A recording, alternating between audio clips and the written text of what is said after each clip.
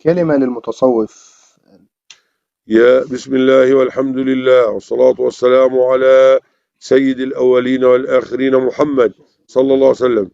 يا أيها الصوفي، إذا كنت ممن صفا وتخلق بأخلاق المصطفى فأنت في مقدمة الورى.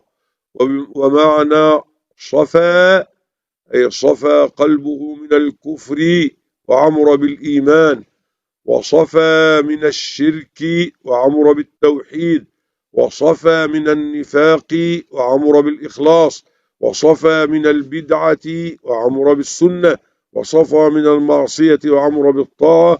فإن قدر الوقوع في المعصية لبشريتنا لآدميتنا، حيث قال عليه الصلاة والسلام في مسند أحمد وغيره بإسناد